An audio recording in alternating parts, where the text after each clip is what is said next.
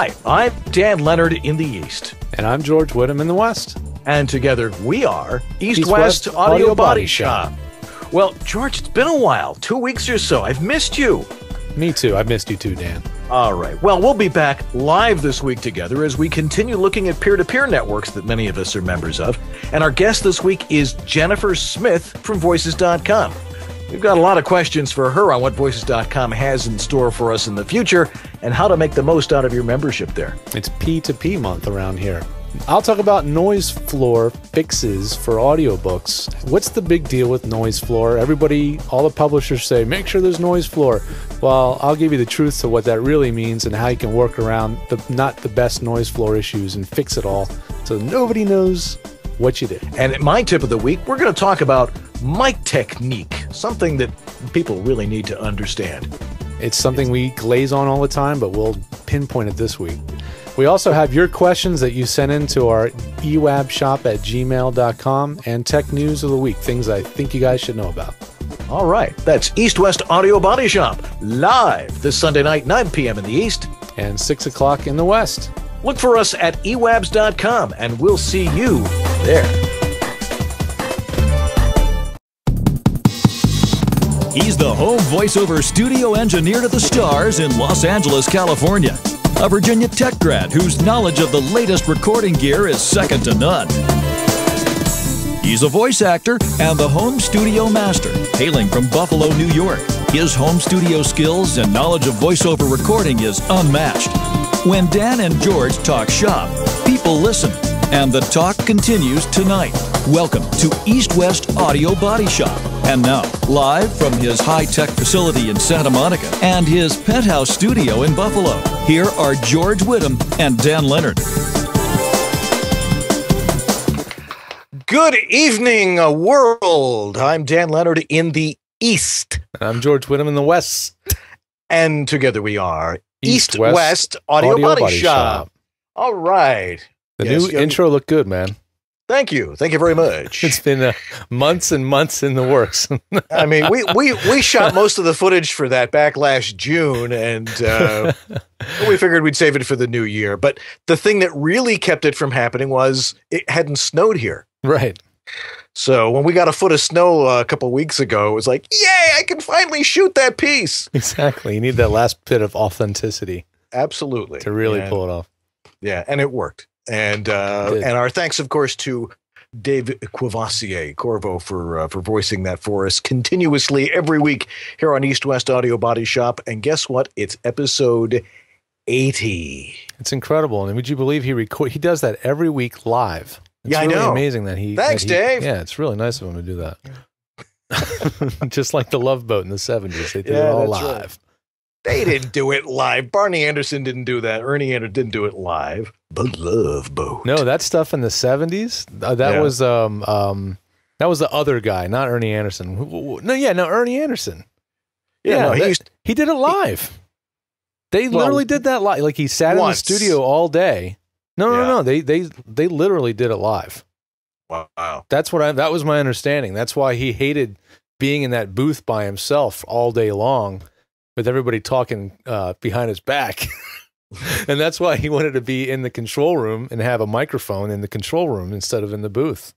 And henceforth, the 416 is now the Hollywood microphone. And there you go. Because of Ernie Anderson. All because of him. Yes. Cougar. I mean, he was a lot like LaFontaine, though. Yeah. Okay. You'll notice that George and I just decided we're going to start playing merry-go-round with microphones here. Yeah. I've got an Electro Voice 666. This thing's got to be 50, 60 years old. You could never tell, though, could you? No. I mean, it's sounding great tonight. Yeah, these are dynamic mics, and dynamic mics are used for broadcasting because you can get away with it in broadcasting. And you have to be a little bit closer with the dynamic mic. But 1 week we're going to do ribbon mics. I mean, Franken mic is a ribbon mic. Yeah. I haven't used him for a while, mostly because of some mounting problems we've been having with him. We won't get into that, but I think I finally solved that one. But we'll start using some ribbon mics, and we'll use condenser mics, and we'll show you the difference of these mics and why it's important to understand the difference and how to use them properly. And that's your topic today too, actually, by the way, isn't it? Your tip Well, of the week. We're going to talk about mic technique. Okay. Mic technique. Good. But our special guest tonight is the one and only Jennifer Smith. And you're going, who's Jennifer Smith? She's the customer relations specialist at voices.com. Mm-hmm. And she knows everything there is to know about voices.com, including how many kids Stephanie has. Which seems to be constantly growing if you know Stephanie Cicerelli at all. She's like 5 feet, nothing. I know. I mean, she's how got, does she do it? Five, 6 kids. She's it's tiny. Pretty amazing. Anyway, she'll be joining us in about 25, 30 minutes. And so if you have questions for her, she's probably in the chat room going, all right, how many kids does Stephanie have? 1, 2, 3, 4. Your audio is getting a little choppy there, George. Is it?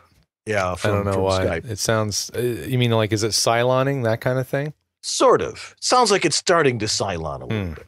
Okay. Well, you sound fantastic. And right now, that's all that matters. But of course.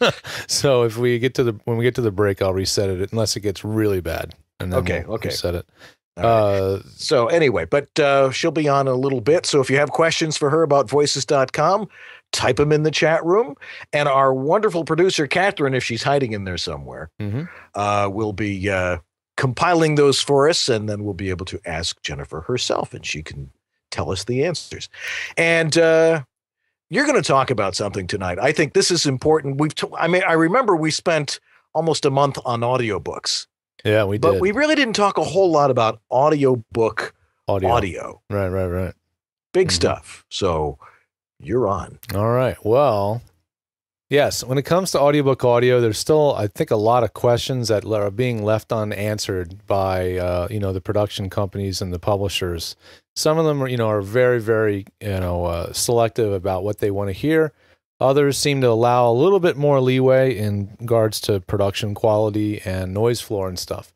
But what seems to be a difficult thing to really grasp is do you need noise floor? And if you do, how much? And is there a way to kind of cheat a little bit? And I think I found a pretty cool technique for cheating with noise floor and room tone. So what do I mean by cheating? Basically, they tend to want to hear they want to hear room tone.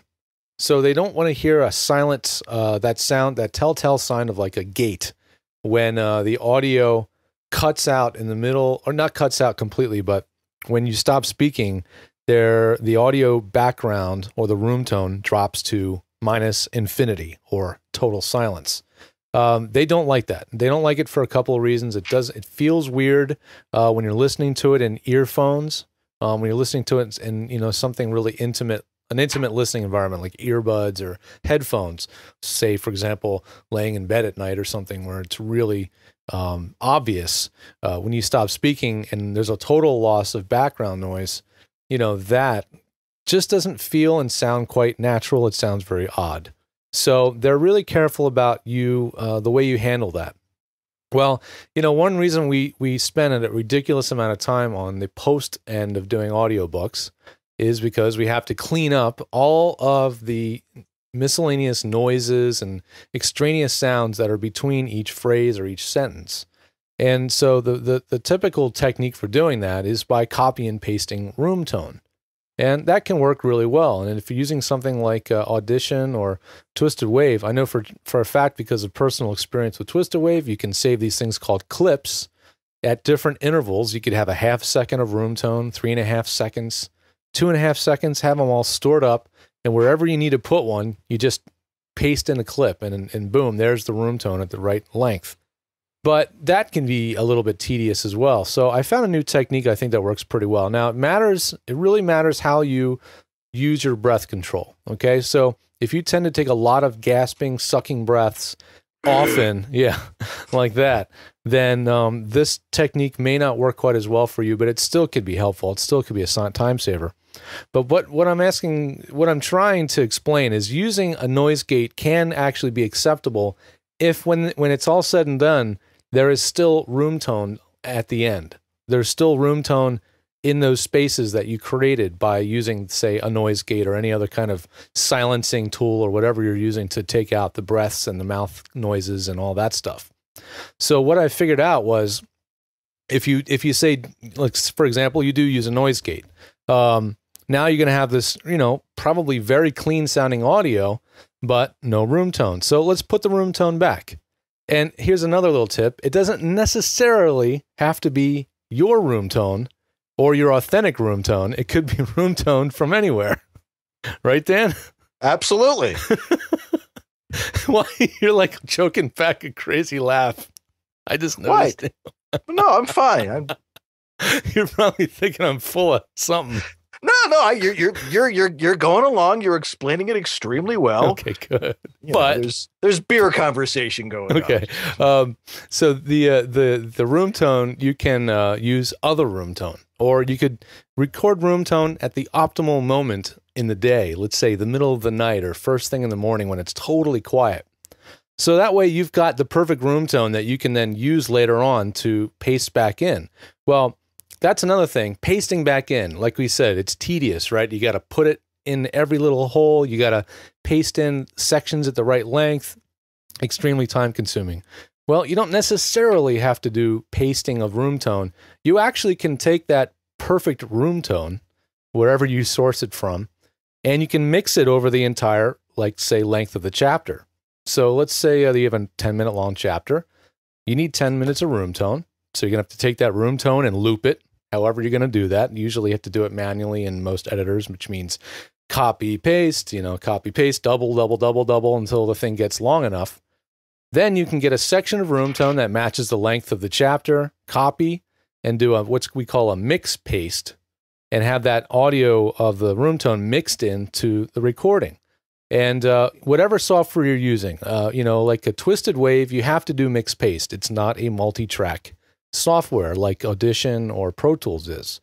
But if you're doing this in Pro Tools, it's still going to be a really tedious process because guess what? In Pro Tools, you have to, if you're going to use more than 2 tracks, you're going to have to mix and bounce later. Oh man, I mean, talk about tedious. They want you to do it. They want you to do a screen share. Maybe let me try and see if I can pull it up and I can show that. Oh, you show what I'm talking about with this copy paste thing? Right. Okay. Well, we're with and then putting the the room tone track underneath. Okay, cool. Yeah. Well, you try to make that happen while I keep blabbing. Okay. So what I'm talking about is you have a track of room tone, and you know what, you like to have some nice room tone that, has a noise floor of maybe minus 50, 55, something like that, something nice and low. You may have even taken your room tone and done something to spruce it up a bit, like maybe use a high pass filter. Because maybe your room tone has quite a bit of hum in it. Maybe it's got a bit of a low frequency rumble or a hum from somewhere in your building. You could EQ the room tone. You could high pass filter out that noise, and now you have this really clean room tone. Now we could take that room tone and paste it over top the entire track using it's actually called Paste Special or Special Paste in Twisted Wave. And you could use Special Paste in Twisted Wave and actually mix that over the entire track. Now you're thinking, well, wait a minute, if I'm mixing the room tone with my voice, now don't you hear room tone over top of the dialogue? Well, yes, that's the answer. Yes, you do. But the thing is, the room tone is always there. When you're speaking or not speaking, it's there. So all we're doing is just remixing room tone back into the track. And as long as that room tone is within a decent range of noise floor, like below minus 50 or so, when you mix it back in over top the dialogue or the monologue, the recording of the voice, it will get completely masked. You will not hear it. You'll only notice it at the moment when the voice ends or in those areas of silence where you've cut out all the breaths or cut out mouth noises and all that stuff. And so, that's the goal, is simply just to mask all those other noises, or actually, in this case, mask the total silence that was left behind after using a gate and then replacing it with your room tone. And I've done this technique now on a couple of audiobooks where I've been helping with doing basically cleanup, edit, and as well as mastering, and it's worked exceedingly well. Let me go full screen on Dan so you guys can see a little bit more detail of what he's trying to show you. I don't know how well it's going to translate over our kind of low resolution video feed. Well, yeah, but you can see what we've done here is you've got this is a multi-track. It only requires 2 tracks. Right. So you have your voice track up there, and then you record room tone. And the thing is with room tone, like George was saying, you can just copy it and just keep pasting it. And then you copy that and make it like just double the size every time and make the entire chapter with the exact same room tone. Right.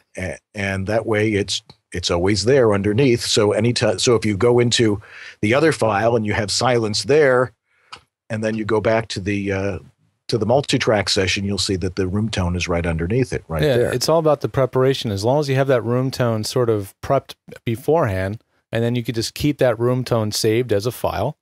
And make that file as long as necessary. It could be, think about it. What's the longest chapter on the book you're working on? I mean, some books I've worked on, there's been 1.5 hour long chapters. Oh, those are killer. Oh, yeah. So keep a really long room tone track on file, a WAV file of room tone, 1.5 hour long or so.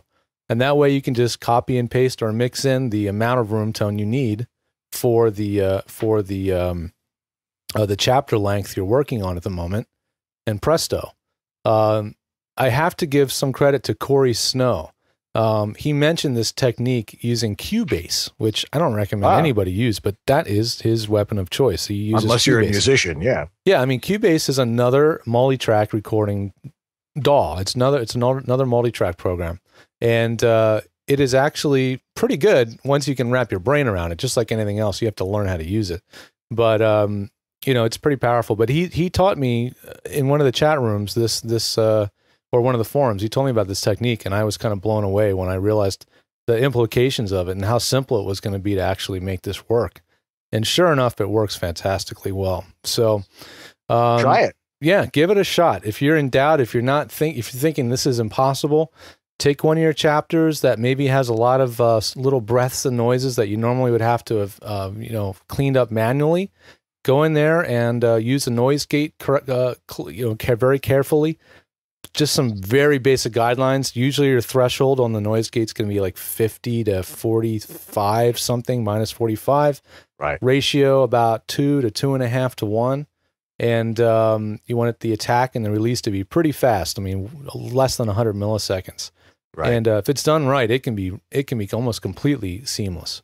Right. But your noise floor has to be under about minus 50, minus 49, minus 48 or better. For a noise gate to be effective. There was a question about that in one of the forums this morning, but we'll talk about that later in the show. Okay, cool. That'll be an interesting topic of conversation. Yeah, it's that's the thing is these noise gates, while they can be really awesome in what they can do, they're really only any good if your noise floor is already under a certain amount. These are not fix-it-alls for severe noise floor problems. So you got to fix that up front. Absolutely. All right. Well, audiobooks are everything these days. Sure seems that way. It seems that way. Now, a lot of people are getting into voiceover from audiobooks, just going into audiobooks and didn't even realize the rest of the stuff was going on. Mm-hmm. Exactly. And then they come to our show and go, gee, you mean I could do this and I could do that? Well, you still have to train for it. Yeah, it's a whole nother world, though. These two worlds are clashing. They're not clashing, but they're colliding, sometimes clashing. There's a little bit more clashing than I'd like, actually. But it happens, yeah. it does. All right. Well, we got lots more coming up tonight here on East West Audio Body Shop. But wait a second. I have to do this a few times. Okay. How many was that? I don't know. You totally lost me there, man. Well, you were busy rambling on there, and I was in the chat room. So I know what that means. See, the rest of the show, I get to watch the chat room. I'm done. See, that's where I love being the first one. I get it over with. Now I can hang on the chat room for the rest of the show. And you've done a magnificent job, and we've explained something people didn't even realize was a concept in home voiceover studios. Esoteric, but this is what I like to do. I love saving you guys time, especially with these super long format recordings where you're getting paid by the finished hour. Gotta be fast. Gotta be fast. If you can speed up your time, in that. That's pretty important. All right. Well, we'll be back in just a minute here. We got my tip of the week. We've got announcements. We have Jennifer Smith from voices.com and lots more to come here on East West Audio Body Shop. So all of you stay right where you are, and we'll be right back.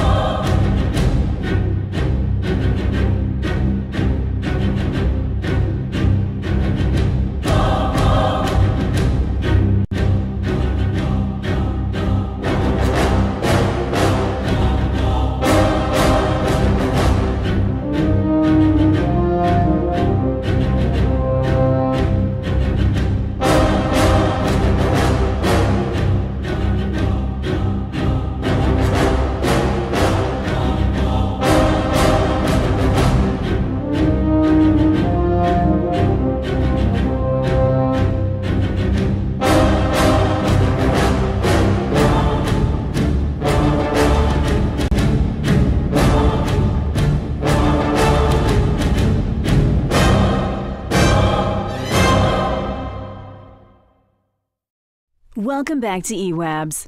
We were expecting you, but we still didn't bake a cake. Here's Dan and George.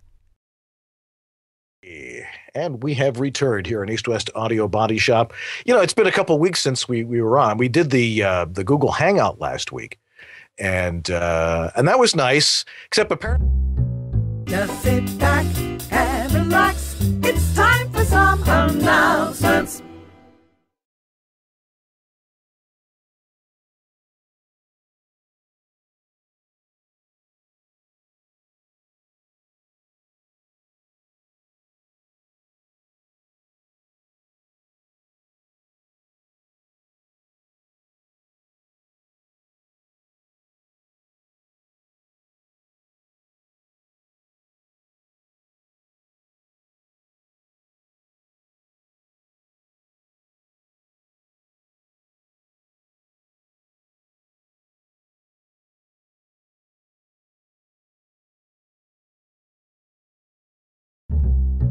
Just sit back and relax. It's time for some announcements. all right. Yes, I would. See, now that worked well. Yeah, no, I'm looking forward to the roundtable thing a lot, actually. It's going to be awesome. It's going to be awesome. We all have some strong opinions, but we all agree on stuff for the most part. But you're going to get a lot of great information because we're going to have Uncle Roy is going to join us, and Joe Van Ripper, who's some people may not know, but if you read some of the forums, he's always got the right thing to say. He's MrVO.com. He is. And Cliff Zellman, who's a producer in Dallas, Texas, who really understands good audio. And then us two idiots. But, and possibly more. There's a lot of people. There's a lot of other people that want to get involved in that. But we don't know when we're doing it, actually. Catherine just chimed in. I think that, a producer, she's like, when are we doing that? That's a good question. Yeah. You tell us, Catherine. She's not reading the memos. All right. I'm looking for it. Yes. Okay. So what else we got going on with the announcements? Well, we've got memberships. EWAB, we actually have a member. Yay! Yeah. First official member. Yay. Lee Penny. Lee Penny is our first official member sign up, and we really appreciate that he's chimed in to be supporting the show on a monthly basis. And yeah, our latest sucker. Yes, there's one born every minute. No, it kind of boils down to less. It's like that whole for less than price of a cup of coffee a day, you can receive support from Dan and George. Right. Exactly. He says he's got at least 10 questions. Good. So he's going to, and I have a feeling he's only going to ask them one at a time, like once a day. And we'll have to chime in on that. But no, we will make it worth his while. Thank you, Lee. Yeah. Well, welcome to the fold, Lee. It's nice to have you on as a member. And you too can be members. It's just $39.95 a month. And you have unlimited email. That doesn't mean like not do your voiceover work and just write us emails. Exactly. But if you have questions or on something, Georgia, or a problem, definitely a problem, we usually can solve that. Yeah, or maybe you want to bounce off a computer or equipment upgrade, or you've got a lot of ideas about how you can do anything, workflow stuff, anything you can think of that we could lend our brains to. We're here to support you. So in exchange for you supporting us. Right. Including marital counseling. Yes. Because boy, we've learned a lot in the last 80 episodes. Oh, I won't even. Don't even go there. Yeah, I won't even go there.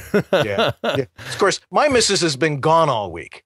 Oh, so now I understand why she gets pissed off that the dishes never get done. Because I'm the one that's been doing them all week. 2 teenage boys. Well, I don't want to do that. Of course not, man. Well, you're not going to live here the rest of your life, so you better learn. Anyway, what else we got going on? Studio Suit, man. Tell us about Studio Suit. We want to know. We want to know. This week, I am heading to Chicagoland for a day.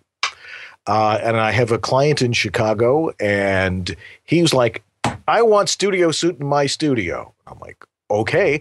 And we started producing it. I found a wonderful place that cuts it and sews it in custom. And what is this stuff? Well, I'll never say what it is. It's my secret, but this particular material is exceedingly absorbent across all audio frequencies. And we found it's an excellent damping tool for home studios. And it's, of course, lining my closet back here. My sound booth here. It does a very good job of keeping out exterior noise. Certainly not soundproof. Nothing is soundproof except other rooms. But I think this stuff is going to revolutionize home studios, and all of you are going to want it. I think it has very high potential to making a small space sound better, because closets, small spaces tend to be really challenging to get to sound really nice. They always sound a little bit like a box. So this thing really does a fantastic job of correcting that with very little user knowledge. I mean, you just literally hang this thing up and you're done. I mean, and it's incredibly versatile. I mean, I'm thinking you can set it up like a Roman shade, or put it on a roller, or just unhook it, and so you can still use some of the shelves in your closet if you want. Yeah, it's very cool. But so I will be documenting all of that. And so you'll be able to see for yourself how amazing it is. Speaking of which, they were asking me what I was doing last week. Why wasn't I in the chat room?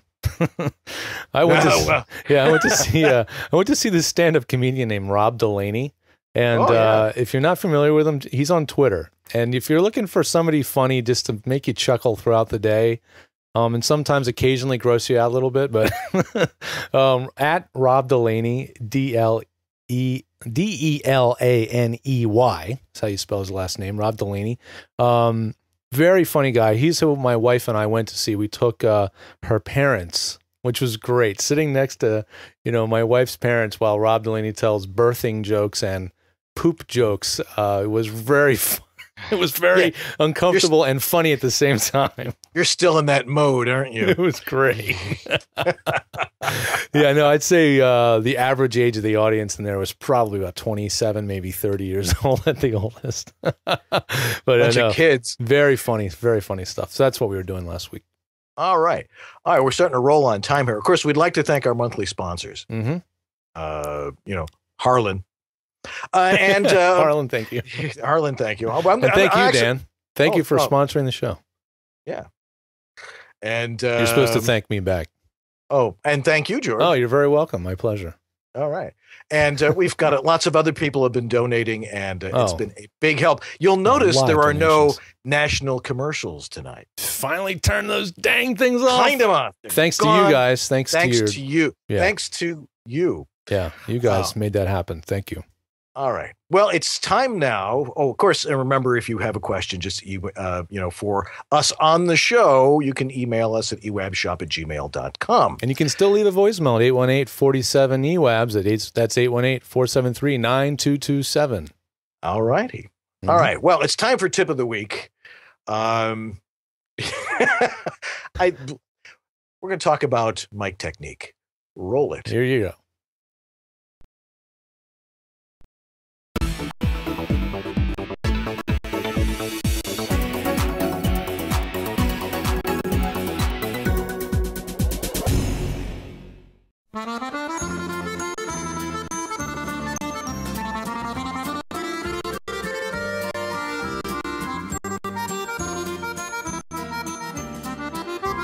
When painting, you find the subtlety of a painting comes through using good brush technique. Same goes for voiceover. You need to learn good mic technique to bring out the subtleties in your voice. So let's talk about microphone technique. And first we need to talk about the two different types of microphones. The type we usually use, our basic condenser microphone, and then there's the dynamic microphone. So let's look at the different types of delivery we use for those. This, of course, is a dynamic mic. The way it works really is you have to talk very close to it. It's a vocal mic. The problem is that, remember, you're not talking half an inch from somebody's eardrum. You want to be heard the way people normally hear you. This is not designed for voiceover. And this is our good friend, Mr. Studio Condenser mic. It's the mainstay of our industry, so this is really what you need to learn how to use. Couple of quick tips. 1. Never talk directly into the diaphragm, which is the round thing inside there. Make sure you're talking into the right side of it. Usually, the logo side is where the right side, and that's where the pickup pattern is. These are usually cardioid mics, and we'll explain that in a minute. But you want to have that diaphragm at about eye level. So you're looking right, you can see the diaphragm, but you're not talking into it. So you're talking down here. Best to have it hung upside down. You should be at least 5 to 7 inches away because this is the way people hear you. That's the way a microphone is supposed to be. You look at a lot of pictures of the big stars in Hollywood using condenser microphones, they're not right in front of them. And that's the proper way to use this. If you use it properly, you don't even need a pop screen.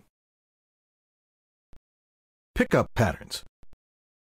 Okay, this is a one-sided mic. You can't really talk into the other side of it. I mean, what happens is if you talk to the back side of it, it's amazing how many people do this too. It doesn't sound quite the same. People call and say, it's all muffled. Turn the mic around. Talk into the right side of it. But there is what's called a cardioid pattern, like this, from both sides of these things here. And you can talk directly into it, but as you move a little bit off axis, you can hear that it changes the tone. This is me talking from the side of it, and we come back to the front, and then we go back to the other side, and then we talk in the back again. And, of course, you can hear what happens. You want to be able to address it pretty much, straight on. Sometimes people talk about talking off axis, but really, as long as you're angled toward the mic, within this wide pattern here, you should be okay. Proximity effect. Some people use this to try and sound a little bit deeper voice than they really are. The physics are kind of hard to explain. It has to do with bass frequencies and how they travel through the air. But essentially, the closer you get to a mic, the more easily it will pick up bass tones. So as you hear, as I get closer to the mic, I haven't changed my volume at all. But you'll notice that my voice is a lot deeper, and as I back off, talking the exact same way, it no longer is as bassy. You can use that for certain effects if you need to, or if you're talking very quietly. But proximity effect is not something you really want to use in your general voice acting type of read, and certainly not if you're doing audiobooks. All right, let's talk about the relative volumes of different types of reads. For example, if you're going to do a car ad or something, you really don't want to have to adjust your level. You don't want to be riding gain on it, as we used to say in the radio business. You want to set it and forget it. So, for example, if you're going to do a loud read, you don't talk directly into the microphone, you back off. So if you're doing a car ad, like say, come on down to Dan Georgia Mitsubishi, we'll be there, that sort of thing. That you don't overmodulate if you back off. You learn eventually what the right distance is, but you don't have to really play with your levels all that much.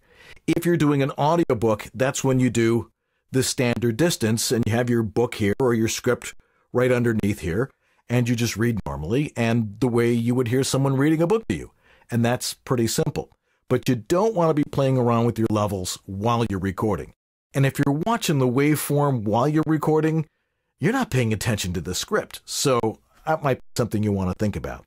So the best thing to do as far as controlling volume is concerned is learn how much your voice is picked up the more you back away and the more you get closer to the mic, but not too close. Although if you're going to whisper, don't get too close because this mic will still pick it up really nice. That's the great thing about a condenser mic.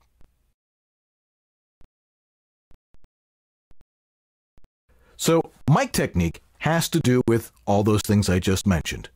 The pickup pattern, the proximity to the mic, making sure your levels are set right in the first place, and then just forget about your microphone. And like the artiste and his paintbrush, learn to use the proper technique, and you too will paint some very pretty pictures with your voice. And that's my tip of the week.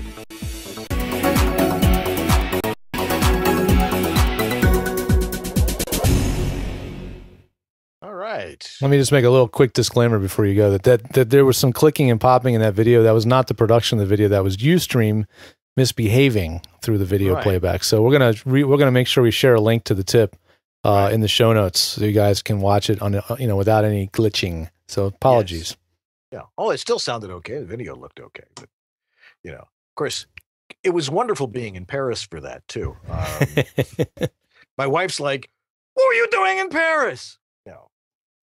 Anyway, so that's mic technique. Any questions on mic technique, we're always happy to answer those as well. Because mic technique is the most important thing, because this is your instrument. I mean, this is your instrument too. And so is this, but this is what picks up your instrument. Mm-hmm. So you need to learn the proper positioning and how to use it properly. I went to school for music and recording, and I didn't learn some of these techniques for mic positioning for voiceover until only probably 5 or 6 years ago. I mean, it's just a different technique. It's a different discipline. It's a different type of source. It's very different from recording a singing lyric. So these tips are really important because they're not something that are going to be taught in general recording or any kind of regular audio production class. This stuff has to be done right, and when it is, it makes all the difference in the world. It really is incredible how much of a difference it makes. Absolutely. All right. Well, let's see. What do we got coming up here? Oh, we have our Jennifer Smith will be joining us in just a minute here on East West Audio Body Shop. So if you've got questions for her, throw them in the chat room and let our amazing producer, Catherine, know, and we'll get them on and ask her those questions. Anyway, so we'll be right back with her and lots more here on East West Audio Body Shop. So stay right where you are.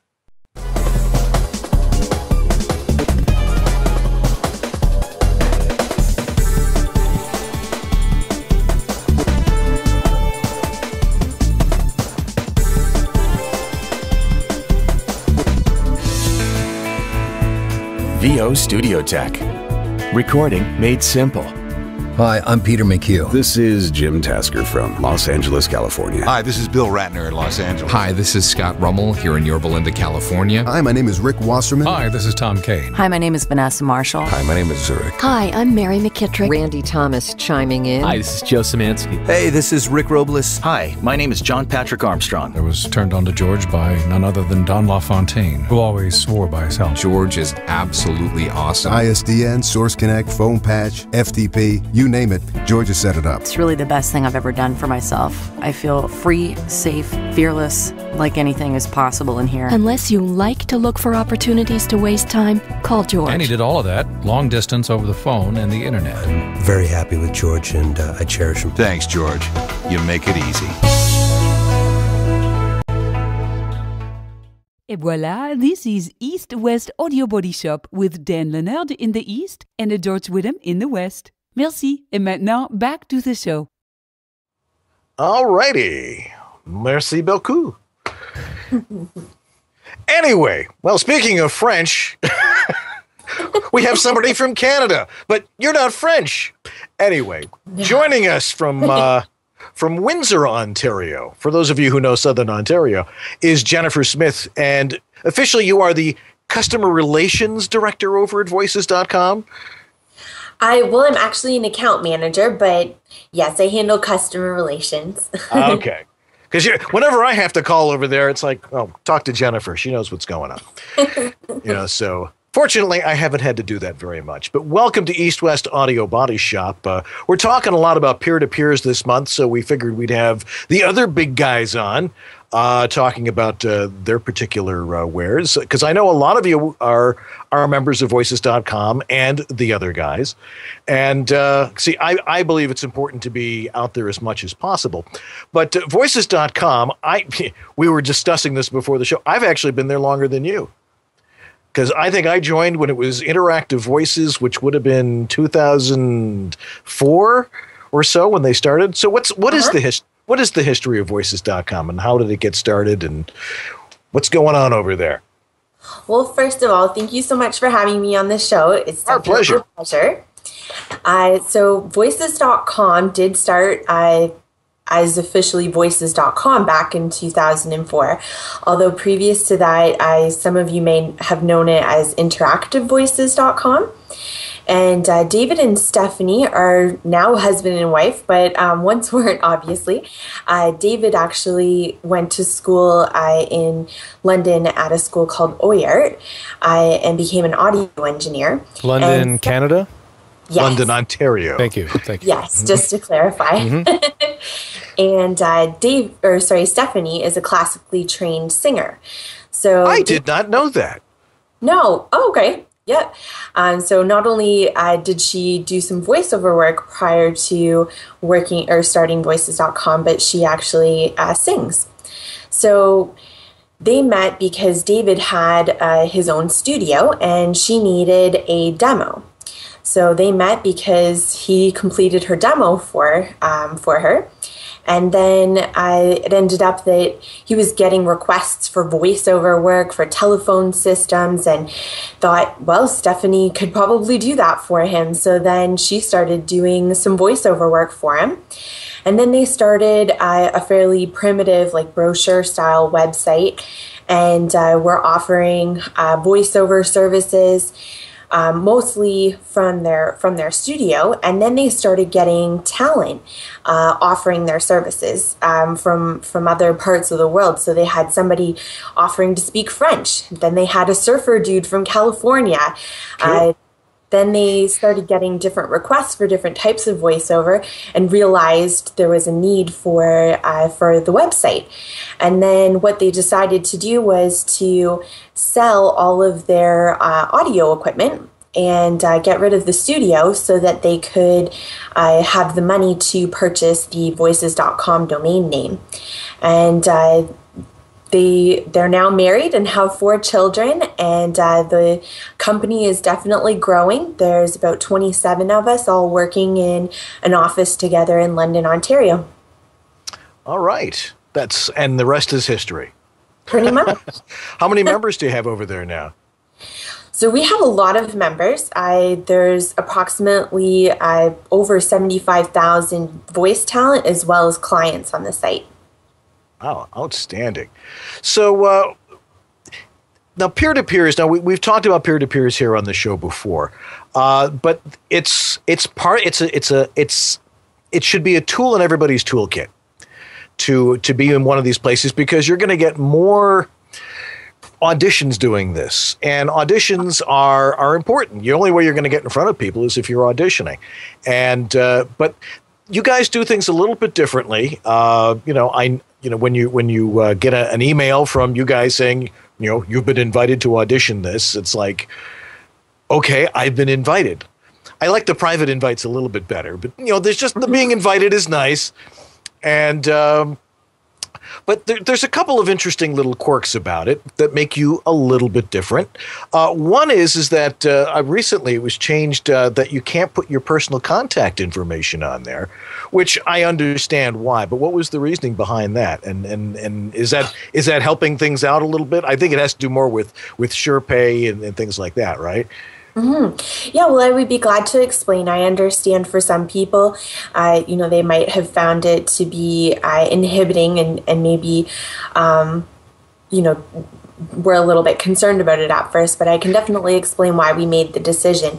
Basically, it's because at voices.com, when you complete a job through the site, you actually are able to be paid through our site. So we have an escrow service, like Dan mentioned, called SurePay. And how it works is that every time you audition for a job, you're going to give a quote for how much you want to charge someone. And what we do is when the client decides that they want to hire you for that job, we go ahead and charge them for the amount that you quoted them. Plus, we charge them a 10% fee for using the website. And we hold that money in our escrow service while you do the work. You go ahead and do the work and upload the files to the site for the client to download. They download them and approve them, or sometimes they might ask you for an edit. And once they're okay with the files, then we would pay you either to a PayPal account or by check. And so you can notice after you complete an audition that you'll be able to see what's happening with that audition. You'll be able to see if they're still accepting auditions. You'll be able to see if that person or the job has been awarded to someone, if the person has accepted that job, and then finally, if the person has been paid and that the job has been finished.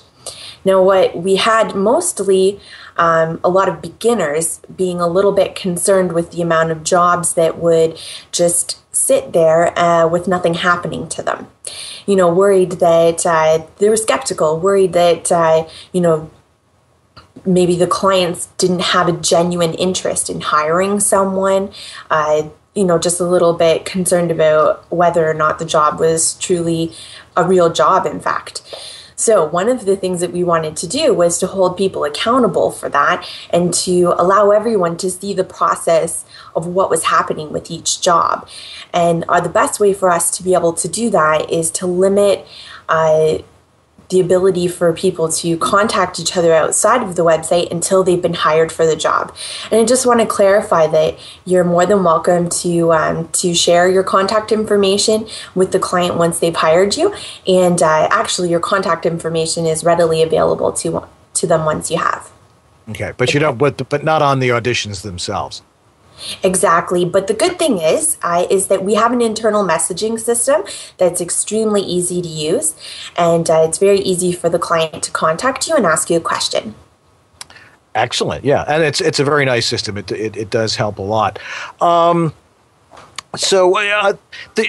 get successful on a site like that, what really is the secret? I mean, it's important to have a good page on there and all the other things, but you guys do a great job with trying to get people to improve their SEO with their presence on your site, right? Oh, of course. I know that, most of the people on our website, if you go and do a Google search on their name, their voices.com profile is definitely going to be one of the first things that comes up in a search.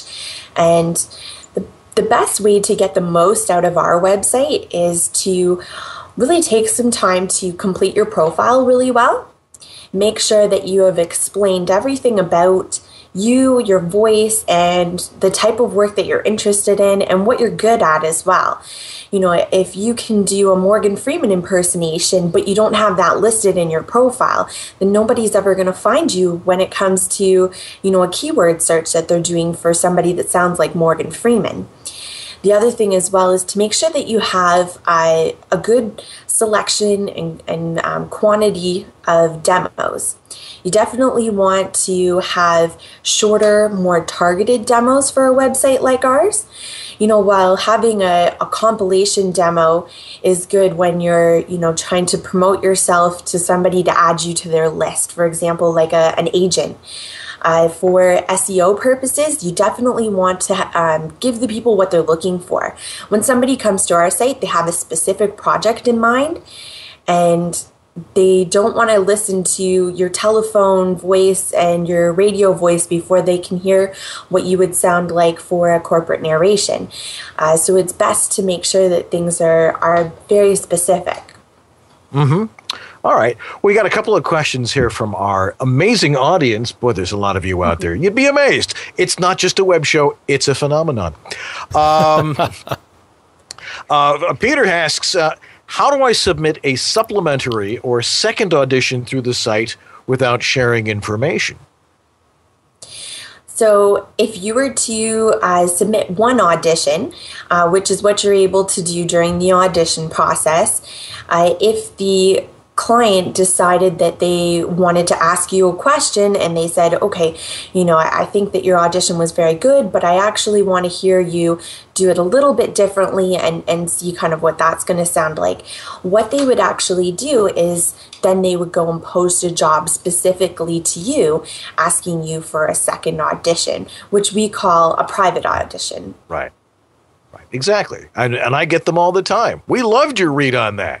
Well, great. And of course you can send the file right through the system. And generally when that happens, you can use personal contact information at that time, right? Exactly. Okay, very good. Okay, this is one I was going to ask too, but a couple of people were asking about this one. The minimum on this. You have a minimum of $100 on these things. Is there any thought of raising that up a little bit? I mean, are some jobs worth more than $100? But then again, if they're not going to pay that much, why would they even consult with professional voice actors in the first place? But has there been talk about raising the minimum on this? Well, I have to say that there are some jobs that are still, technically only worth $100 at times when somebody is only being asked for a line or two for some non-broadcast work. There are a lot of people that are willing to complete a job like that for $100. Now, the one thing that you should know is that the jobs that go through the voices.com website do go through a job postings manager. So you'd be surprised how many jobs actually don't make it to the website for you to be able to see. Because, really? Of course, there are people that are going to post a job, for 5,000 words and want somebody to do it for $200. But of course, we need to, kind of rein them back in and let them know that that's definitely not acceptable. So yes, the jobs that go through voices.com are being manually approved by somebody that's ensuring the pricing standards. Outstanding. Question about union stuff. Is union or non-union an issue with clients? I know it's mentioned, but I rarely see union only in there. It usually says you can be union or non-union, which the union doesn't particularly like. But what kind of things are you getting from the voice from the talent seekers there about that? Yeah, I have to be honest, there's very little strictly union work posted at voices.com. I would say less than even 3% of the work that's posted strictly for union talent. However, we have had various union talent convert jobs into union jobs where, a job's been posted that has an appropriate budget range that's going to work in terms of the union standards. And so what they'll do is they'll, instead of having us pay the talent directly, they'll have us pay their paymaster so that they're able to kind of work around that. Okay, great. Let's talk about some of the things that are really exciting over at voices.com right now. One first is the app. So let's talk a little bit about that, and I'll grab it up here on my iPhone right now and see. It's fun to have. I mean, there's obviously it's new technology and stuff, but if you go in here, let's see, voices.com. All right. So if you go into your iPhone, and there's lots of cool stuff on here, but you now have the ability to audition through your iPhone, which to some of us is like, well, that's great that you can. What's been the reaction from the talent seekers about this? I mean, we talk to a lot of people who are voice actors, but what the people who are actually looking for talent, what's been their reaction to this particular system, and how is it working for you? Yeah, so far we've had nothing but good reactions.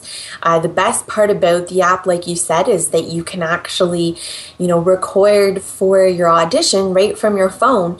And you actually don't even need to leave the app to be able to complete the recording. You can look at the script while you're doing the recording and, complete the recording and then send it to the client for your audition. Whereas before the app, you would have had to do the recording and then sometimes send it to your computer and then bring it back to your iPhone to be able to send it. It could be a lot of work that you didn't really necessarily want to be doing when you're trying to just send something really quick when you're not in your studio. Right. So you're able to really just do everything that you can do on the website, but right from your phone. And I have to say, I know I've even heard you guys say this before on your show, that the quality of the recordings from the iPhone is surprisingly very good. Depending on the environment that you're in, and depending on if you're using just the microphone or if you're using another microphone with the phone. The clients so far have not given us any complaints about it. The other thing that's good too is that when you're submitting your audition, you can actually write a proposal, kind of like a cover letter. And when you write an email from your phone, you often have a little snippet at the bottom that says, excuse my spelling mistakes, I sent this from my iPhone. So feel free in your proposal to mention, I did complete this on my iPhone, I was away from my home studio. And that way they'll know that that's the reason that maybe there might have been a little bit of background noise. Right. Yeah. And we, as you were saying, we've just, there are now all sorts of devices for, microphones for iOS devices. And, if you're able to record in a good environment, it should be fine. I think that an iPhone it's just a recording device. It's 90% acoustics. Right. Anyway. Any chances of that migrating now to Android, now that we can actually finally do professional audio quality on Android? Well, thank you so much for asking, George. I'm glad that you asked because it actually is now available. You can find it in the Google Play Store. Cool. We just released that on Friday. Oh, excellent. Very good, Outstanding. Man. You guys are on the ball because it's not easy to develop for the two platforms are totally different and it's a lot of work to develop for both. So I'm proud of you guys for releasing them so close together. Yes, it's been 8 months since we released the iPhone app, and we do have a mobile web developer that's been working very hard to get the Android app working, and now it's out there and available for free to download and to use. Excellent. All right, yeah, and the thing is the Android stuff just came out. Yeah, I mean, we've been able to record on an Android phone for a while, but to be able to plug a real mic in, like a professional mic, is a very new thing. So I'm looking forward to seeing how that progresses, of course. A couple more, one or two more questions from the chat room. KLG Voice asks, are clients required to pay via SurePay? So we do ask that the clients pay via SurePay. It is part of our terms of service. Mm-hmm. We do have several options for the client. So the heads up to if you ever have a client. Oh, hang on a second. That is concerned. Jennifer, I'm going to call you right back. I'm going to reconnect. I can't use my credit card. Yeah, I'm going to call you right back, Jennifer. Stand by. Yeah, we still have important stuff to talk about here. It was sometimes just resetting it, bringing the caller back in is, just. Well, she's so far away in Canada. I mean, she's really close to you. All right. Well, yeah. That's the irony. That's true. Up in the Great White North, eh? Let's try that, Jennifer. Is that better? Yeah, sometimes just resetting the connection clears things up a little bit. Go ahead. Pick up what you were saying for the last 30 seconds or so. Yeah. Okay, perfect. So oh shoot, now I'm sorry. I've lost my train of thought. That's okay. I understand. What was the last question? Well, the last question was, why are clients required to pay via SurePay? Right. Oh, yeah. Thank you for the reminder. All right, so yes, the clients are required, and just so that all of the talent know, we do have options for them. So if they're having an issue with paying with their credit card, they can always pay with PayPal, or they even can pay through invoicing. So we do extend credit to clients as well. So if you have a client that says, well, I would like to complete the job through SurePay. However, for some reason their accounting department is only going to allow them to invoice, then that's something that we can help them with. And please feel free to send them to our customer support department for help with that. Oh, great. Thank you. That sounds better now. Okay. What were some of the other questions here? You've got a big event coming up that I'm actually going to be attending as well. This is the first time you're doing it. You're doing World Voices up in Toronto on May 4th. Tell us about it. Yeah, so this is our first time having a conference. It's Voice World Toronto. If you go to voiceworldtoronto.com, you can see more about it. It's actually going to be on May the 4th. It's a one-day conference here in Canada, in Toronto. And we have several great speakers, including Dan, that's going to be at the conference. We actually have Pat Fraley, Ellie Ray Hennessy, Deb Monroe, Jim Van Horn. For those of you that might not be familiar with him, he's a Canadian sports anchor. We also have Dave McCrae. He's a professional voice artist and coach. We also have Sunday Muse, a voiceover actress and coach, and then an audio producer, Wayne Young. So we have a big list of speakers. It's going to be from 8 in the morning until 5:30 in the evening. And the Friday night before, there is also going to be a mixer. Can't wait. I'm looking forward to that because I'm going to talk about home studio stuff. And, it's going to be, it's one day. And there's nothing more fun than getting together with a bunch of other voice actors. And I think you're probably going to attract a lot of people who are fairly new to the business. And they're going to find out what fun it is to get together, like all of our friends in the chat room here who can't seem to get enough of each other. I definitely agree. I think it'll be a lot cheaper for them than... Oh, boy. Skype's being a real lot of fun tonight.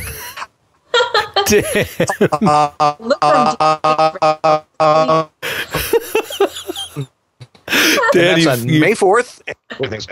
Dan, you crawled to a completely screeching halt there. Can you still hear me, George? Yeah, I still hear you fine, Jennifer. We can hear you, but now I'm... Dan's frozen, but I can hear you. I guess it's a sign we should probably wrap this thing up, huh? Yeah. It's every week. It's Apollo 13. I tell you, man, Skype is an amazing technology that throws us a curveball every time. That's true. Anyway, but you can still hear me, though, right? Yes, I can. Okay, and Jennifer, we can still hear you, right? Yes, I think so. Yes, we can. I say, well, the audio's okay, so I'll just stare over here like I am, and then we'll just finish this up. And so it's on May 4th. It is. And say all of a sudden, and then the audio gets better. Go figure. Mm-hmm. I don't know. It's bandwidth stuff. So on May 4th, and how can people get tickets for this if they want to travel up to Toronto, or perhaps they live in somewhere close by like North Bay, or where's that place that Ellie Ray was hanging out? I can't remember the name of the place. What was it, Pat? He'll tell us. But it's not hard to get to Toronto if you're in Southern Ontario or in Western New York or in Ohio or Detroit or Kalamazoo or LA. Or LA. Toronto is surprisingly close to quite a few of the other border cities, and the best part about it is that because it is only for one day, the price of the conference is very reasonable. Currently, there's early bird pricing. It's $199 right now to purchase a ticket, and you can do that at the website, which is voiceworldtoronto.com, and then that will be available for a little bit more, and then it will actually be changing to $259 for the day. Outstanding. All right. Well, Jennifer, it's been wonderful having you with us. In and out as it is, but that's the internet. But it's been great having you on, and we got some great questions in there. And of course, if people have more questions like this, they can contact you at voices.com. Can they not? Oh, yes, please do. Feel free to contact me personally if you'd like. My email address is very simple. It's just jennifer@voices.com. And if I'm not the best person to help you, I'll definitely point you in the right direction. That's two N's, right? Jennifer with two N's? Gotcha. All right. Thank you very, very much for making your time to be on the show with us tonight. Great. Well, thank you so much for having me. I really appreciate it. It's been fun. I'm unfrozen, finally. All right. Don't ask how we did that. Anyway, Jen, thanks a lot, and we'll talk to you again here on East West Audio Body Shop. Thank you. All righty. All right, well, let's go to a break, and we'll be right back here. We've still got a couple of things to cover here, so stay right where you are.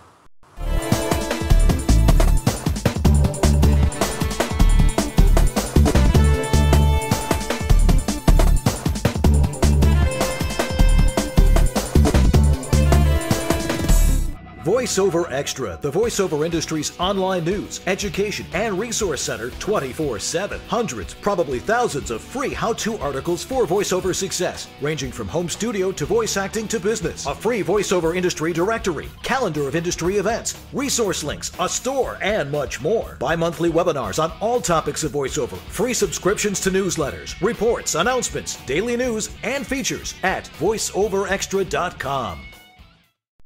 And now, back to East West Audio Body Shop, where every week it's Apollo 13. There's wires everywhere here. What are you doing, man? We'll fix it somehow. We'll get it working. I got some super glue and a soldering iron warming up over here to fix Skype. Oh, good. Yeah, and I have my mini vise. Perfect. So we're all set here. I got some contact cleaner. And, where's my contact cleaner? It's right down here. Let me spray the lens here a little bit. No good audio tech is never far away from some contact cleaner. That's true. All righty. I think we need to brighten things up here a little bit. Okay, that's better. All right, so we're back here on East West Audio Body Shop, having a good time as we always do. And one of the reasons we have a good time is because we have a great sponsor, a wonderful guy who I'm actually, I've known this guy for a couple of years, but I've never actually met him. Oh, no way. Face to face. I haven't, but I mean, it's like we know him. He's like a close friend, but I've never actually met him. It's like that guy from Notre Dame. What's his name? But we're not even going to go there. That story was just totally out of whack. But Harlan Hogan owns voiceoveressentials.com. We're actually going to sit down and have coffee this week because I'm going to install a studio suite in Chicago, and he's going to try and get over there, and I'll actually get to talk to him. Cool. And hopefully I'll get a word in edgewise. And Harlan can be verbose. He can be, but he's got a lot to say. He does. So I will listen intensely. And but he's got intensely because the man knows what he's talking about. And but let's look at voiceoveressentials.com. What's he got on sale this week? Oh, this stuff, Entertainer's Secret. Just $9.99. The stuff's really great if your voice is a little bit raw. It's amazing stuff. It's got Slippery Elm in it and a couple of other things, and it works great to relieve your sore throat problems. See, he's got everything at this site. Everything possible voiceover. I mean, he's got the stuff that he's picked out, and then there's other stuff that. What else do we have here? Let's look. Yeah, it's not just high tech stuff. Sometimes it's the little things, But he's got the new Portabooth Plus, which has been available for a little while now, and I actually have one set up right behind me that I was experimenting with. I actually put up a recording sample on my SoundCloud feed. Using the Audio Technica 3035 in the Portabooth Plus, and I was also using that opportunity to demonstrate the fact that you can record into an iPad mini using a USB audio interface, which I did, and the results were surprisingly good. The Portabooth Plus, considering it looks like it's just a box, there's definitely a lot more to it than what meets the eye. And the fact that, right out of the box, it can actually strap onto a mic stand pretty easily. And in conjunction with his ABS strap, which is that fancy little strap he came out with that helps you brace your stand so that it doesn't start sagging, Yeah, it's an amazingly good solution. Something you can rig up and take down. Let's say you have a home studio that maybe has some degree of spousal approval required. If you know what I mean, you know, it's like you can't just take over the den or you can't take over the bedroom or whatever it is, and you have to rig this thing up and down every time. Then, you know, this could be a pretty good solution for you because you can set it up and take it down probably in about 10 minutes, 5 to 10 minutes. And use that porta booth in conjunction with, you know, a quiet space in your home. Maybe back yourself up to a closet or a drapery in your office or your bedroom. And the audio quality results are quite surprising. So check it out over on my SoundCloud page. You'll hear that's one of the newest clip on there. Yeah, and I know personally that Harlan has a big announcement regarding the Porta Booth Plus, and I think he'll be joining us in just a couple of weeks too to talk about it. Excellent, yeah, and he's got some other things he wants to share with us too. He's got some other new product that he wants to release to the world, so he'll be coming on the show pretty soon. Yeah, and we're hoping that we can get Studio Suit on the site there, so it'll be easy for people to get. But that'll be fun too. But great products there. Thanks, Harlan, for sponsoring us here at East West Audio Body Shop. Otherwise, you'd be watching some Kia commercial right now. Yeah, I'm so glad we were able to clear that up. That you know, it's like you don't realize how disruptive commercials like that are until you think about the fact that we're doing actually a live show. So when Ustream says, "Oh, let's play a commercial right now," because it's been 5 minutes. Yeah, it's right over top of what we're doing, and it's really disruptive. So I'm so glad we were able to get rid of that and get back to the way we like to work, which is, you know, no national commercial spots interrupting the show. And we really appreciate the support of all you guys to make that happen. Absolutely. So thank you to Harlan Hogan and VoiceOver Essentials. Go over there, voiceoveressentials.com. When he's on, that'll be his commercial that day then. Yes, exactly. I think that'll cover it. try to keep it to 30 seconds. Yeah, right. Good luck with that. That's good luck. That's going to happen. All right. Well, let's move on to some other stuff here. First, thanks again to Jennifer Smith from voices.com. I know she's still in the chat room there and answering a few questions there. So cool. And you know, about the voiceover for dummies. I always wonder about that title, but it's actually a pretty good book about if you're really just starting off in the business. But let's talk about a couple of other things. There was you wanted to talk about the iPad Mini for a little bit. Yeah, I was just going to mention, like I think I already brought it up once, but I got my wife the iPad Mini, and you know, everybody's talking about tablets. Which one should I get? And you know, I love Apple products, but I'm not an Apple fanboy where everything in the house is Apple. I've got a mix of everything. You guys hear me talk about Android all the time, and I've got an Android phone. But when it came to getting a tablet for my wife to use for her day-to-day use, I got her an iPad Mini, and so now I'm getting to experiment with it a little bit. So I bought the Thunderbolt, the Lightning connector. I got the Lightning to USB cable. Not the charger cable that it comes with, but this is the Lightning to USB female cable. I don't have it within arm's reach, but it's similar to the cable I was showing you guys 2 weeks ago for the Android phone. Oh, this is a good time for Firefox to want to install an update. Why, thank you, Firefox. That's okay. Yeah, be my guest. Anyway, it's not affecting you at all. So. Good. They make a cable that goes from. Let me see if I have it. Just hold it right up to the camera. It's not. Hang on. Oh, here it is. Well, I've kind of got it rigged up right now, but it's not looking so hot, so I'm not going to show it on the camera. But a Lightning to USB connector. Okay. So you get one of these. They call it. I think it's the new version. Basically, it's the new version of the camera connection kit. And so now you can plug different things into it. Obviously, we've all known about the Apogee mic, but I was surprised to find out that I could actually plug a USB audio interface into the iPad Mini, and it would actually power it. It's always we've always decided we found that with iPad, it didn't have enough juice to power most USB devices, which is why the Apogee mic had to be made. They needed something that was custom designed to run on bare minimum amount of power, which I think is like 80 milliamps, which is a trickle of electricity. Yeah, so I was surprised when I plugged in this thing. This is just sort of like one of my, it's always in my toolbox type of devices. It's very inexpensive and simple. This happens to be the USB Dual Pre. It's made by Art. Not considered one of the high-end pieces of gear of the world, but I'll tell you, this thing really worked. Well, I was shocked when I plugged it into the iPad mini and it immediately lit up. So it's getting power right off the iPad mini.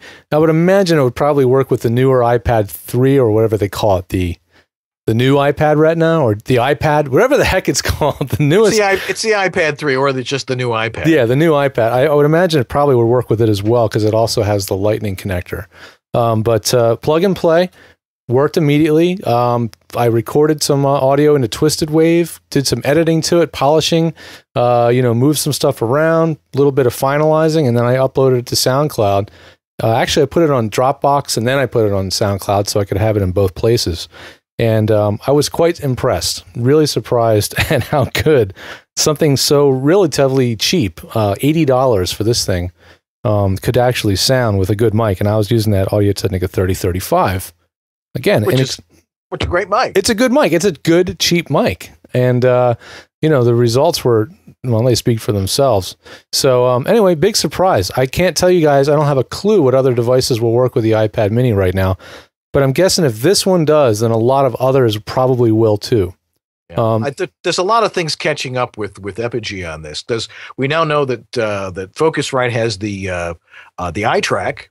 Yeah, the eye track. Which you can use any type of mic on. But there's one little thing about the eye track is it still needs another power source. So it plugs into it plugs into the iPad jack or dock connector. Right. But it still needs a secondary USB power source to run, which is interesting. I did not know that. Yeah, I know. It's weird. If you look at it, it looks like it should just plug and play, but when you actually read the specifications, it says, well, you have to use the USB connector also with some sort of USB power supply. I think what they do is they take the little charger dongle doohickey, that comes with an iPad, plug that in the wall, then plug this thing into it. But you still got to plug it into something, right? Or some kind of a USB battery pack. Right. But this thing actually has a battery inside as well. Cool. So if you're confused as to whether I was using the battery or not, I was not actually using the battery. I actually you have to push this button to turn on the battery that's inside the unit. And even with it off, the battery off, it still runs with the iPad mini. So pretty nifty stuff. Indeed. I'm excited about getting to know the iPad more and understanding what you can and can't do with it. I find that one of the things that drives people a little bit crazy is it's called sandboxing. Okay, and this is the whole reason why Voices.com decided to release an app in the first place, is if you want to record something, say in Twisted Wave, but then upload it to another thing like Voices.com. Can't do it. Well, right. Twisted Wave would have to decide it's in their best interest to add the Voices.com thing into their software. It has to be pushed from one thing to another. It can't be pulled from somewhere else, right? So, that was why they came out with their own app. But, so I'm finding out what are the limitations. What are the limitations when it comes to reading scripts? Some people use Google Docs or G Drive for archiving and reading their scripts. Is it easy to get it from your email, your Gmail into your Google Drive and then on your iPad? All these kind of things. So I'm going to be experimenting with it a lot over the next couple of weeks and coming up with all the kind of workflows that I can come up with that make it really easy to use. And, if there's something that doesn't do well, I'll be honest and say, look, this is not something I would attempt. I could actually manage to do some pretty precise editing with Twisted Wave on the iPad. In fact, when there's a cut, easy to do. Yeah. Even when you make cuts, it must be doing that automatically extend selection to zero crossing thing, because all of my edits were seamless. There was no clicking or anything. So I don't know if he's doing a crossfade or what, but I was pretty amazed at how well it actually worked. It's still not a substitute for a real laptop, a full operating system where you can move anything to anything. But it's getting there. It's getting there. And for the price, $350 and for the base iPad mini, it's one really cool computer well, computer. It's one really cool device. It is a computer. Yeah, it is a computer, yeah. I think I'll run out and get one tomorrow. We already have two iPads in the house already. Do you ever use the air sharing thing where you can take the screen that you see on your iPad and have it show up on another TV? I tried that once, and it just made everything locked up. And I went, I am not going to use this anymore. Well, I figured out an app for the iMac, or basically for your Mac. It's called Air Server. Oh, and that's different. Yeah, so if you have a Mac hooked to your TV, in my case, our Mac is our TV. We have an iMac 24-inch in the living room on Amy's desk, and we just turn it sideways. We are definitely the cord cutters. So anyway, but this thing really does work, and we have a second display hooked up to it on top of the entertainment center, like a 30-inch TV. And I can just say, oh, let's put whatever's on the iPad right now on that TV. I turn on the iPad sharing to the computer, and boom, not only is the sound there, but the picture's there. It is so cool. I mean, I'm jonesing about that thing. I think it's the coolest thing ever. Oh, somebody said, when you add the interface, does it need drivers? No, the thing is there is no audio drivers for iPad. Basically, either it works or it doesn't. And so I don't know if a day will ever come. I think that's one part of Apple's sort of ethos or whatever when it comes to designing the iOS and the iPad is they never wanted you to ever have to use a driver. You know, if it's not already baked into the system, they're not going to support it. So that makes it easier to use, easier to set up, and, you know, in some ways maybe more limited than, say, Android, for example. But even in the Android world, too, there's no drivers. Either it works or it doesn't. So when it comes to what USB devices will work, it's definitely going to be experimental, or an experimentation thing, or doing a little Google search and see iPad and this, iPad and that, and seeing who has figured what combination will work. Right. But are we cool. going to stick to our prediction that within 2 years everything's going to be done on tablets? I mean, now with the Surface and all this other stuff, I think it's inevitable. But people still want to have, you know, a keyboard, and they want to have that other stuff. But well, you can use a keyboard with the iPad. But yeah, that's why I got this. It's a Bluetooth keyboard. Yeah, exactly. You know what? It's going to come down to the software developers and the key developers that are making, you know, very, very niche products like Source Connect. Or SoundStreak, or any of these newer methods of sending audio between studios and stuff. Point A and point B. Yeah, it's going to be come down to whether they decide to pick up and go with these new technologies. I think they're going to be the holdouts. You know, they're going to ones that are going to take the longest to support it, because they're such niche. It's such a niche product that they're making, and it's very expensive to develop and debug it. So, you know, someday, but it might be a while. I think we'll be able to do almost everything, but there's always going to be a couple little things that just don't quite work on an iPad or Android device yet, you know? Right. But as long as you can transfer it from your iPad or your iPhone back to your laptop or your main computer, you should be able to do those sorts of things. Well, I've been telling people that, you know, nowadays there's a lot of people that are PC users that actually have an iPad.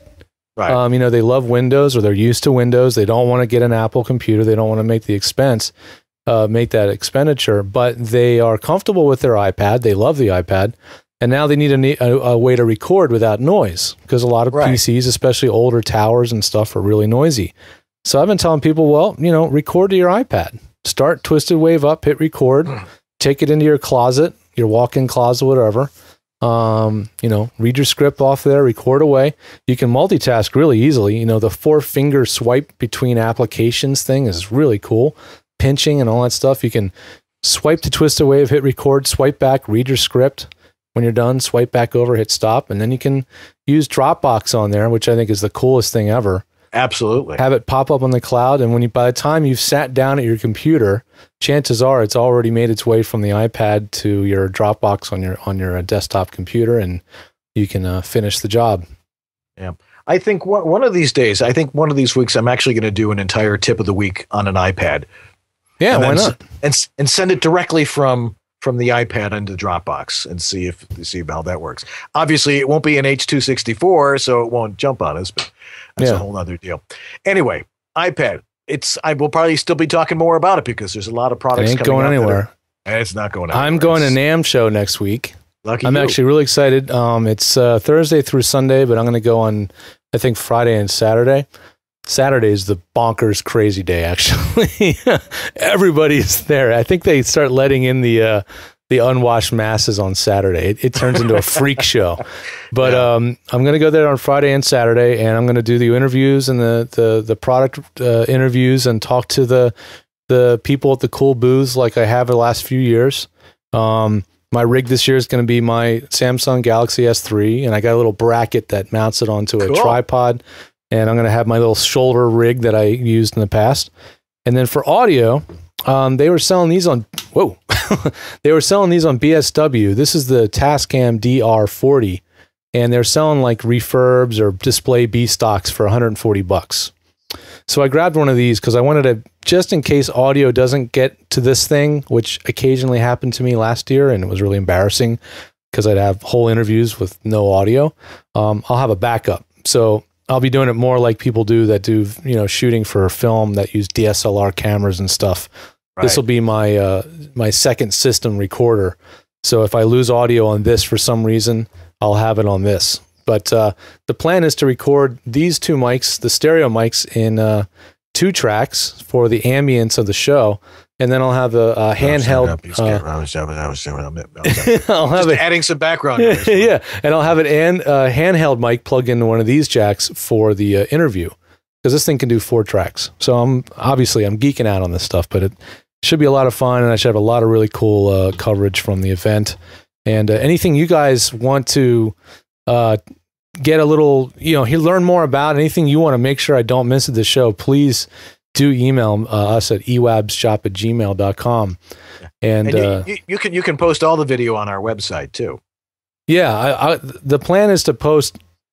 In the years past, I haven't managed to get it all up online. This year, I really have full intentions of getting all of the interviews online, feature a couple on the show, and then putting them all up on the EWABS YouTube account so you guys can check them out.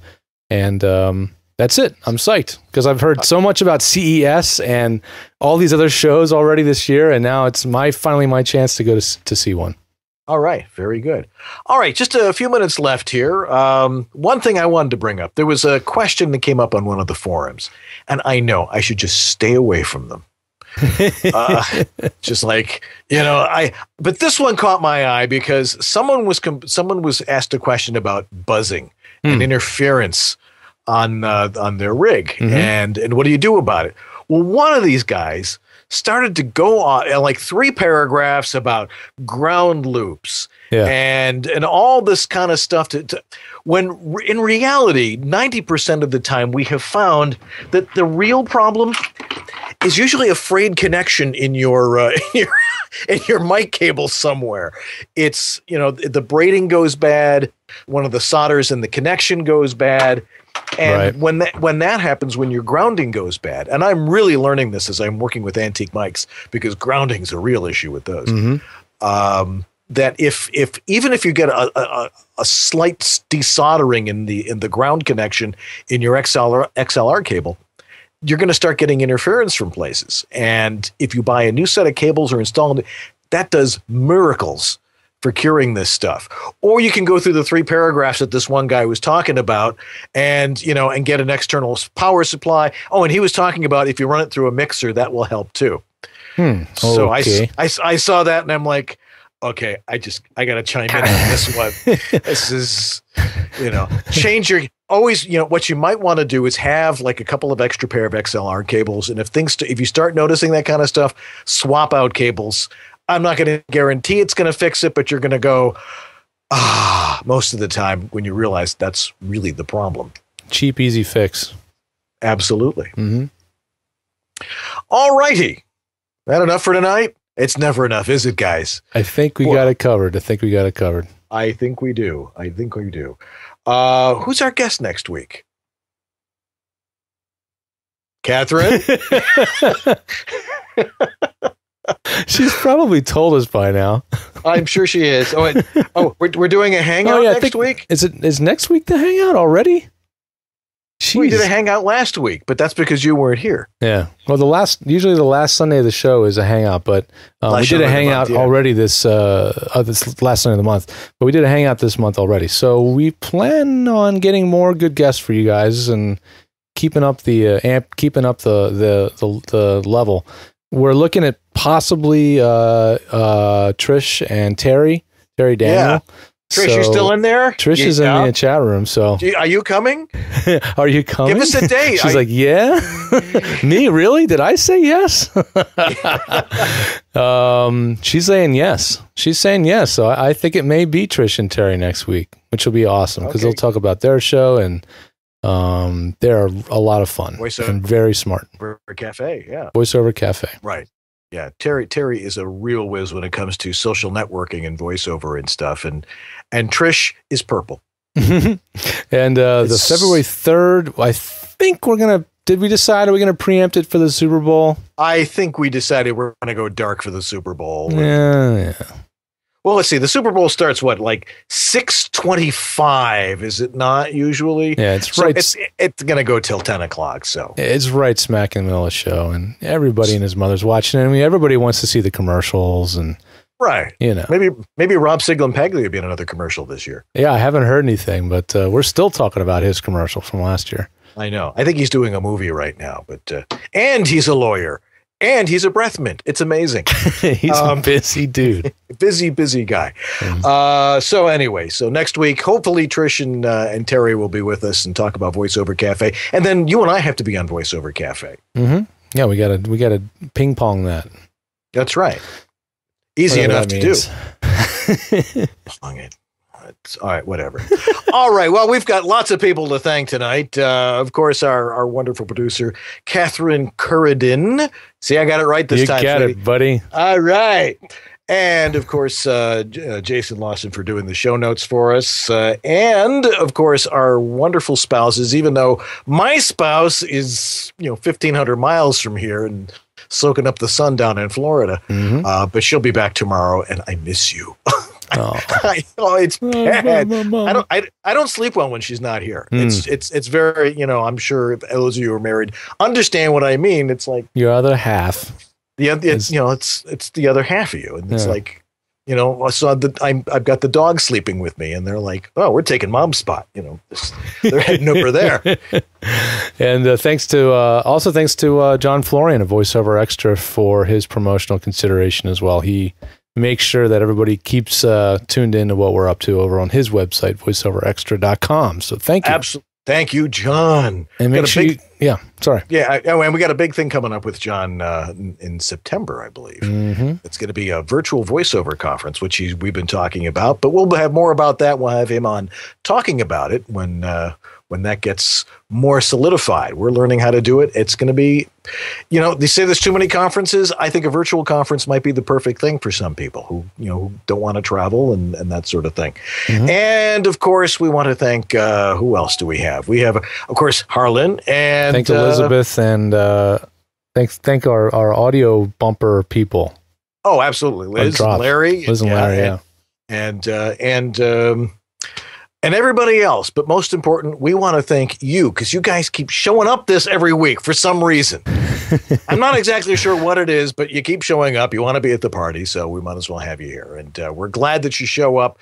We're glad that you like to hear us talk shop, and we like to talk to you. And that's why we're here. And if you have questions, again, write us at ewabshop@gmail.com. And of course, if you'd like unlimited support from us, unlimited email, just you can become a member of EWABS membership, and you can get us anytime you want, like Lee Penny does. Mm-hmm, that's right. And also, we are all the videos end up on YouTube. Most of you are probably watching it there, but if you're not, remember you can always review the show on youtube.com. Please do subscribe so that you can always be abreast to the latest releases on there.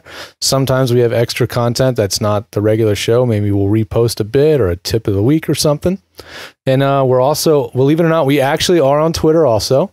I try to repost everything we do on Twitter for you Twitter fanatics. And so we are EWABS_show over there at Twitter. And write that down. EWABS_show. Okay. I'm on Twitter quite a bit these days, actually. Of course, we're on Facebook. Please like us. Noticed that. Yeah. Please like us at Facebook. Please. And I think we're on Google. Well, I know we're on Google Plus, and we're going to be making more and more good use out of the Google Plus environment because it really is, especially the Hangout thing, is pretty cool. So we'll be doing that more and more. Absolutely. I think we should, if we don't do a Hangout, perhaps we should just have an open line show some night. We haven't done a lot of people calling in. Oh, yeah, the live call-in thing? Yeah. We haven't done that in over a year. I mean, that would be fun. But now that we have a lot more people watching, perhaps people want to call in and say, I have a problem with my studio. And then we can go back to our Tom and Ray routine and have some fun with that. Yeah. That was how we started. That's how we started. That's our roots. Yeah. Click and clack. All right. We did the click and clack thing. That's right. All righty. Well, that's going to finish things up for tonight. And thanks for being with us tonight. And again, thanks to Jennifer Smith from Voices.com. And we'll be back next week, same time, same bat station. I'm Dan Leonard in the East. And I'm George Whittam in the West. And together we are East-West Audio Body Shop. Have yourselves a great week, everybody. Practice your craft. We'll see you next time. Stay warm or cool, depending on where you are.